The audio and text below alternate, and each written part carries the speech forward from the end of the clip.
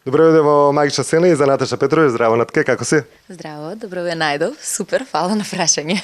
Колку си убава, колку си поразлична од што те гледавме пред известно време беше најубавата, можам слободно да кажам, хумористична емисија која што постоела во Македонија, тоа е Преспав и едно најубаво освежување во сезоната која што заврши беше баш твојот лик. Натка се викаше така? Во ликот? Наталија. Наталија во ликот се викаше? Кажи, Наталија, како ти беше во Преспав? Па супер. Значи одлично. Прв пат имав прилика да бидам дел од ансамблот на Преспав. Тоа е една супер екипа, одлично играна, професионалци, значи кои што функционираат безпрекорно и ми беше задоволство да бидам дел од таква екипа. Не учествувате во секоја епизода, и сите глумци не учествуваат во сите епизоди, но во тие епизоди што учествуваше, посебно во последната, тоа беше до максимум одлично изиграно. Дома, син ми, ќерка ми, жена ми цело време ги повторуваат репликите, не знам што си ги удирала по чело, па нешто што си правила издиши, цело време ги повторуваат, те гледаат на YouTube, така да цело време домот ми е поврзан со тебе, така да убаво се чувствувам сега кога се снимаме. Кажи ми, Наташа, ти беше една од не една, туку прва беше актерка која што ја доби најпрестижната награда за млад надежен актер од областа на филмот во Европа. После тоа беа уште двајца наши актери, Благој Веселинов беше и Годинава ќе биде Сара Климовска. Сара Климовска ќе биде годинава и беше уште сестриве, како се вика? Во предождот кој глумеше? Лабина. Лабина беше. Е пред мене. Лабина беше пред тебе? Што мислам дека она беше представник на Британија. Така. Како представник, јас сум првиот представник на Македонија. Како беше тоа? Како дојде воопшто до тоа? Вака, тоа се случи 2011 година, ако не се лажам. Македонскиот филмски фонд, бидејќи е дел од European Film Promotion Group, има право да предложи еден актер кој што во тековната година направил некаков вид на успех или добил некакво признание или имал главна улога во толк филм. Со тоа што се праќаат предлози, жирито на European Shooting Stars се одлучува кои актери од 32 земји кои што се, мислам, членови на European Film Promotion Group ќе бидат селектирани и избрани за 10 најнадежни или Rising Stars, како и да ги веќе нарекуваат Shooting Stars за текот на, мислам, за тековната година. И колку беше шокирана ти? Па бев шокирана зашто морам да кажам дека прво не знаев ни што е Shooting Stars, ни што значи тоа за некој за актер или па за мене што ќе значи тоа. Комплетно не бев запознаена со програмата која што ја имаат и некако се беше ново и имав буквално како да кажам онака mind-blowing experience. Чекай да те прашам, ти тогаш беше студентка? Тогаш бев студент трета година на факултет. Можам да замислам, беше на седмо небо, не знаеше што ти се случува. Па да, на некој начин да.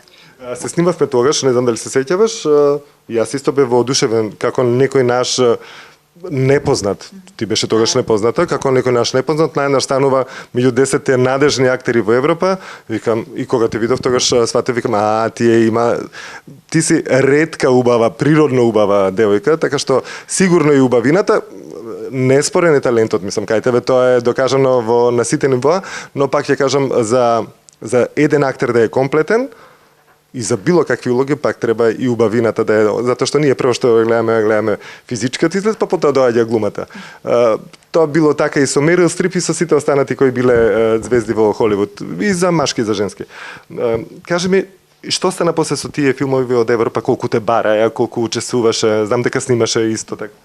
Значи, една од главните работи кои што ја добиваш како бенефит после оваа манифестација, оваа награда е што надвор од државата од која што доаѓаш стануваш на некој начин виден и една година, да речеме, после добиената награда European Shooting Stars се обврзуваат да направат промоција на актерите кои што биле избрани како 10 надежни актери. Со тоа што на сите фестивали со кои што ни соработуваат се врши промоција на актерите, се представуваат актерите, се споделува нивната работа, на некој начин добивате поголем импакт на некој начин од европските кастинг директори и агенти и на тој начин се умрежувате и добиваш прилики на некој начин да можеш да бидеш дел од кастинзи за кои што кај нас веројатно никад не би имале прилика нити да слушнеме дека постојат, тоест слушаме дека постојат, но никад не сме биле не сме имале прилика да бидеме дел од таков вид на аудиција. И добиваш прилика да бидеш дел од тоа. Ако си среќен, можеби ќе добиеш и некоја улога, но сепак за жал една од полошите работи во сето ова е што некако ние сме заглавени овде на Балканов и за било каква работа надвор од Балканов тие се потребни визи, дозволи кои што да речеме за големи продукции, за кои што се уште си непознат актер, не е баш така предвидлив трошок и не би сакале да мислам полесно име да си земат актер кој што е подостапен и кој што име во кругот, кој што ги прават аудицијата, да речеме, на крај. Можеш да добиеш некоја улога во некој филм и заради овие причини тоа не се случи? Па сум имала неколку прилики кај што да речеме стигаш до последен круг на аудицијата и сте останати двајца или тројца и изборот сепак паѓа на тој што е по флексибилен и подостапен.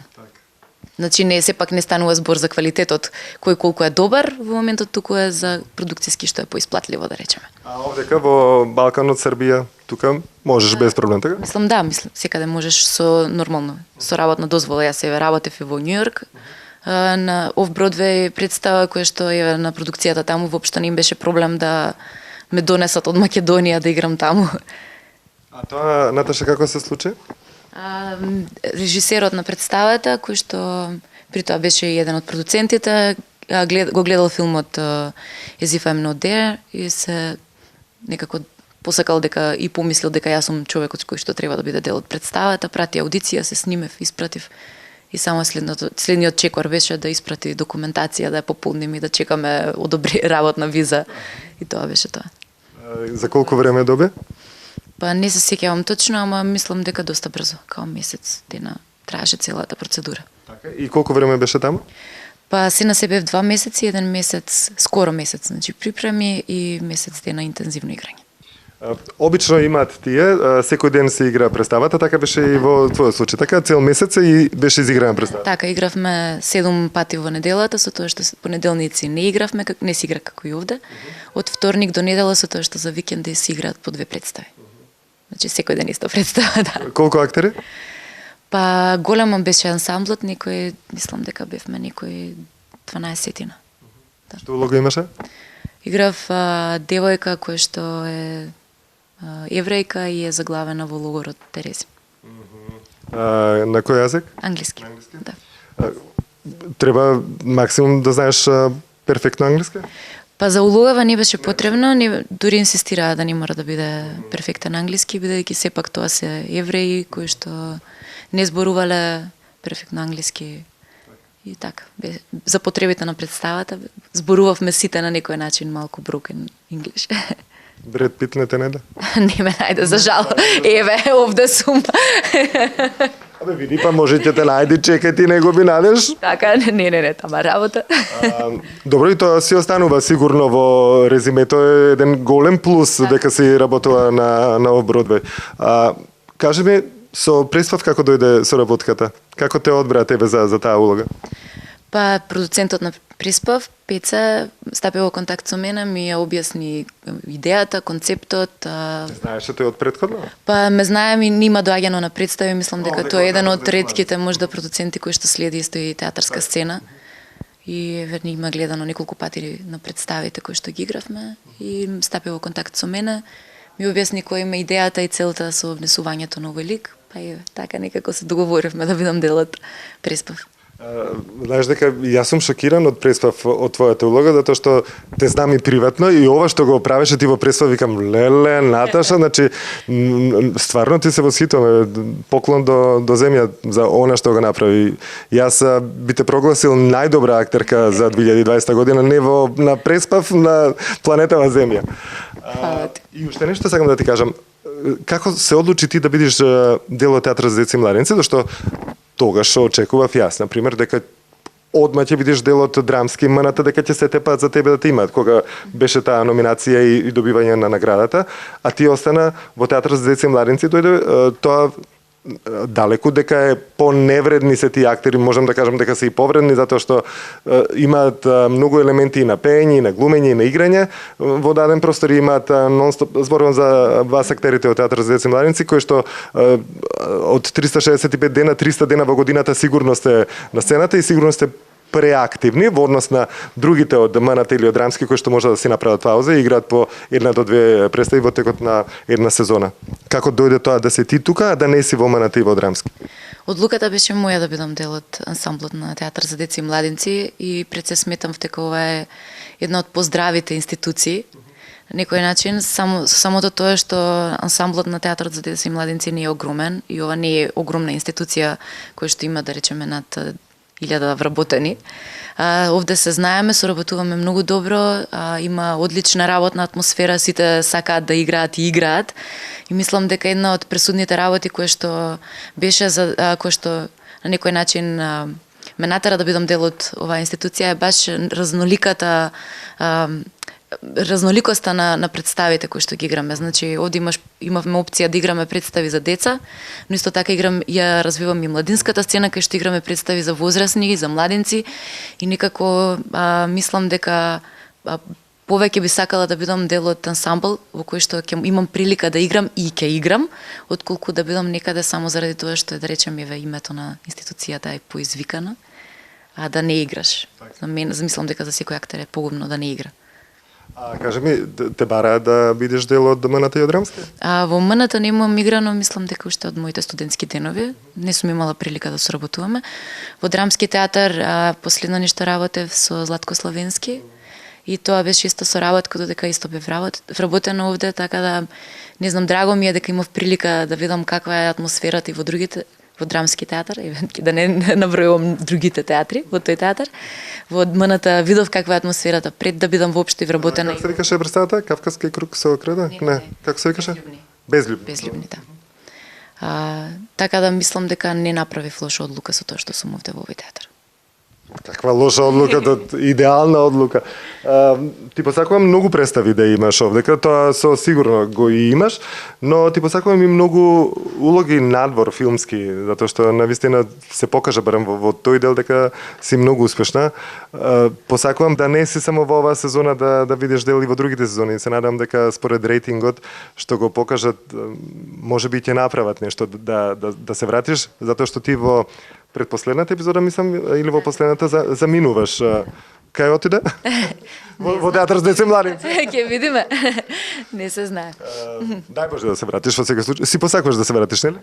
Кој не би сакал, мислам, одлична е екипата, одлична е продукцијата, се надевам дека ќе има и следни сезони, но останува нели да видиме. Две колешки од тука сте во преспав со Емра Куртишева која ја глуми, како се вика? Исаура, да. Ви посакувам успехи на двете во преспав, посебно тебе и так, убаво да те следи се во животот. Фала ви многу. Да си ни ведра весела насмејана, убава како што си и тоа е тоа. Фала ви сте и вие. Фала ти, Натка. Фала.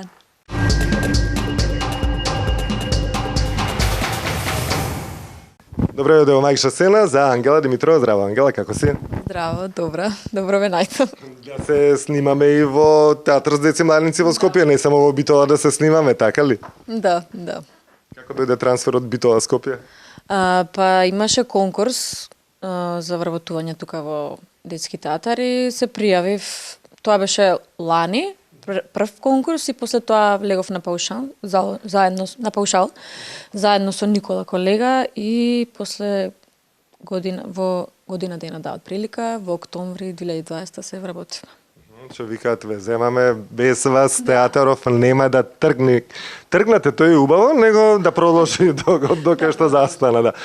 Па баш ве вработија во неубав период, да речем, неубав период за професионално стартување, затоа што е корона и не може да се одиграат многу представи, а и може би и подобро за вас, така?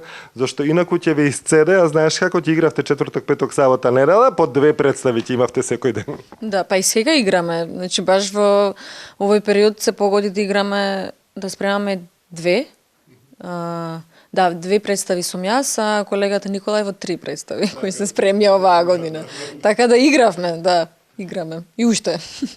Играме. Имате па и среќа што играте, затоа што театарот за деца младинци е единствен во Скопје кој што нешто функционира во ова зло невреме, каде што нити представи можеш да спремиш како што треба, се лимитирано и број на актери, нити па публика можеш да викнеш и таа публика што ќе дојде и тоа не е баш она театарски да се чувствува комотно, посебно децата. Штета е што децата, овдека не знам колку си имала можност да ги гледаш тие представи порано, па децата скокари, па вриштеа, навива за позитивниот лик, урла по негативниот лик. Да. Живеат цело време. Па и сега, ама не толку, зашто помалку се, 40 и нешто се, не знам точно, али претходно да, цело време навиваат и сега коментираат и супер е, јас се радувам кога ќе ми реагираат на нешто што ќе направам, мислев дека воопшто нема да ми реагираат или нема да го разберат нешто, супер ми е кога ќе реагираат. Тоа значи сум направила добро нешто. Во кој представи играш овдека? Сега играм, значи последна беше некој нека ми каже колку сум важен. Сега имавме во декември премиера. После тоа во Јованчи и Марика, куклена представа, прва куклена ми беше. Во Едвард Раце ножице. И во Што е силеџија. Таа младенска. Кажи ми во куклената представа, колку беше тешко да се научат куклите? Па, добро беше што јас немав текст и баш кога прашав, пошто ми се авија за кратко време требаше да се вметнам и прашав дали имам текст, пошто прв пат фаќам кукла и ме викат немаш, викам супер. Барем кога се концентрирам на гласови, гуска играм иначе. И се концентрирав на гласови, како да ја движам, куклата ми помага с колегите постарите и супер беше, мене многу ми се допадна и би работела. Многу е специфично, зашто ти од оваа страна, кога играш, гледаш едно, а кога ќе се преврлиш на другата страна, сосем поинако изгледа. И сега, пример, јас мислам дека нешто правам, се гледа, нема врска од другата страна, ништо не се чита од тоа, јас што мислам дека правам. Ама забавно, интересно и треба да е жива куклата, значи мора да додаваш гласови, така интересно е. Специфично и тешко е многу, пошто и тежи куклата, рацете болат после. Али убаво, убаво. Ангела, како те пуштија битолчани? Како реагира кога им кажа дека ги напушташ тие, она 99% мислеа дека ќе останеш во Битола и да бидеш дел од битолскиот театар? Па, зашто тогаш бев на паушал и патував цело време навака натака, се снаоѓав. Ништо посебно не знам, не се случи да направиме разговор, меѓутоа им кажав дека сум тука на паушал и тие знаеа за наредно за представи дека не може да ме викаат пошто мора и тука и таму не можеше. Али патував, имав, значи ми се случуваше во една недела да патувам 2-3 пати, да имам 2-3 представи Битола, па тука и така, па проби едно друго. Али добра, од кога се вработивме, никој немам видено заради корона, ништо. Никого не знам. Не си била во Битола? Сум била, ама не сум била во театар, они не ни имаат представи, да. И општо сидам Битола, ама со 2-3 се гледам, не сам иша многу со луѓе. Сепак. Што правиш ова 2020 година што измина? Па спремавме тука представи. Во две играм јас, другото време дома со серии, со филмови, со книги, боенка, вежбав исто. Шо правев друго? Пешачев по планини, пошто сите се фрлиат на таков живот. Тоа, чат-пат до Охрид и толку. Мислам, во глобала цела година, ја кажувам. А љубовта? Ништо. Тапа љубовта. Па нема кај да излезеш, нема како. Ова е корона ги ве уништи вас младите. Ај, ние повозрастните. Ние повозрастните дома ќе се најдеш нешто, салатичка меза, ќе се напиеш нешто, ќе прочиташ некоја книга, ќе изгледаш некоја серија филм, ама вие младите, бога ми, ни дечко, ни девојка. Да, мислам, летото нешто така што се гледав со другарки. Летото патив еден двајца. Не тоа. Напротив, ништо. Особено на кафе, само ништо посебно не имаше, нема ништо, ни журки, ништо немаше. Да се мешаш со повеќе луѓе, ама од друга страна па и убава ми дојде. Мислам и дома супер време за себе си, убаво ми дојде. Макар што сега веќе немам што да гледам, се изгледав и серии, све што може. Па гледаш дека не се ни снима нешто ново, нема ни нови филмови, нема. И сите си ги гледам. И све поминав, Netflix, HBO, све. Добро што ги има тие платформи барем. Да, и тоа. Ништо на книги сега ќе свртиме по книги. Да, прочитав и книги доста, после тоа ми се смачи све онака. Се здосадува, да. Јас купив 40 книги. Ајде, викам, од кај знаеш да не потрае ова да имаме што да читаме, бе. Да. Не, боле нека заврши. Нека заврши, јако. Да. Јас сум на ваша страна, нека заврши одма дечковци. И журки и се и забави. За све и за работа, за све не може, мислам, стварно имаме проби, ама све со маски, све се пазиме, све пауза правиме почесто. Мислам, тоа убаво што правиме паузи, ама не нервираат маските многу. На проби знам дека многу нервираат, немаш воздух доволно, па ако се задишиме, особено кореографии кога спремавме, значи не можевме онака да не земеш воздух, пошто со маска не е баш исто. И тоа. Бев во Струмица ги снимав неодамна. И тие има представи, тие се единствен театар вака од Натрешноса кој што работи нешто. И вика, не можеш да спремаш улога со маска. Вика, тоа е, освен да е нека мала улога нешто, или ама нека да е захтевна и да очекуваш ти, не знам, да одглумиш нешто, вика, нема шанса прво, не можам да се сконцентрирам ако го гледам со маска. Јас, вика, ја доживувам улогата моја низ призма на улогата што ми ја дава партнерот. И вика, одлучивме да не го правиме тоа, зашто немаше да излези никаква представа, тоа ќе беше некоја бледа копија на таа представа што требаше да биде и на таа улога што требаше да ја направиме. Се надевам дека ќе заврши ова лудило. Ќе видиме како ќе биде. Кажи ми, постарата генерација овдека на актери, без разлика што се повозрастни, тие во глобала се големи деца, чим работат во театар за деца и младинци. И мислам дека до крај на животот ќе останат деца, така што мислам дека немавте проблем вие младите да се вклопите во однос на тоа што се тие позрели, не знам ова. Едноставно може би повеќе ви љубоморат, затоа што сега вие сте тие носителите на улогите, а тие се помалку и помалку ќе ги добиваат и ќе бидат оние кои што само ќе ве подучуваат или ќе ве гледаат од другата страна, да видат што сте направиле, како сте направиле. Како беше односот во Битола према помладите? Тие веќе имат некој друг однос, да речем, позрели актери, имат некои пензионери кои што се уште играат. Па така и голем ансамбл, овдека е релативно помал. Да. Па во Битола, добро, јас што сум поминала, супер било. Обично ми давале совети по старите колешки, најчесто, или колеги исто. И добро сум се чувствувала и не знам, не сум имала некој... Има голема разлика во тоа што тука баш тоа, сите се поинакви се како поише се живи, така барем така го чувствувам како дали се помлади во духот, дали дека со деца, или така поише се забавуваме, барем така, јас се чувствувам дека повеќе се забавуваме и за сцена и на проби и све, а таму се малце поозбилни. Поозбилни, да. Али по глобала убаво, и од двете било. Уште кажи ми, од дете сакаше да бидеш глумица? Од дете сакав да бидам балерина, као малечка ептен. Некаде основно 7-8 гледав некоја серија која шпанска беше тогаш, знам.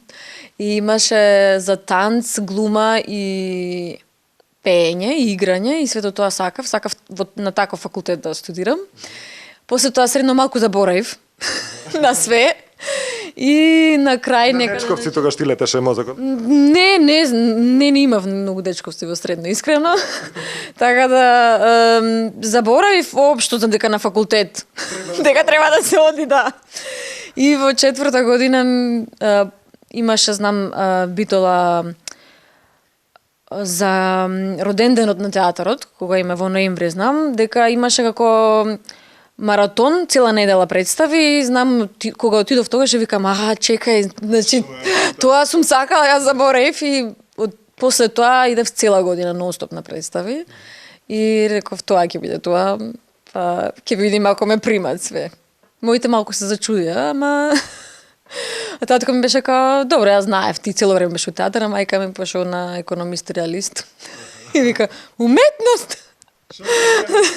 Да, али добро, имав поддршка после Сега, тоа. кога дојде во Скопје, што ти вика? Па они сакаа да бидам до нив, пошто сум една. Ама татко ми викаше, јас те гледав таму, пошто ти си жива цело време, темпераментна све и те гледав за во детски театар и стварно јас супер се пренаоѓам тука. Ептен. Баш ме мила Ангела. Фала ти многу што не беше дел од мајчина сцена. Ти посакувам многу дечковци да се множат во 2021 година, како и улоги да ти се множат. И журки да се множат, не може сега за дружење, не може млад човек да седи дома да чита преку глава, ќе му дојде и од книги, и од серии, и од филмови, да. Фала, се гледаме за убаво. Нека помини ова зло што е можно побрзо, да може и по-нормално да живееме. Да, фала ви вас исто.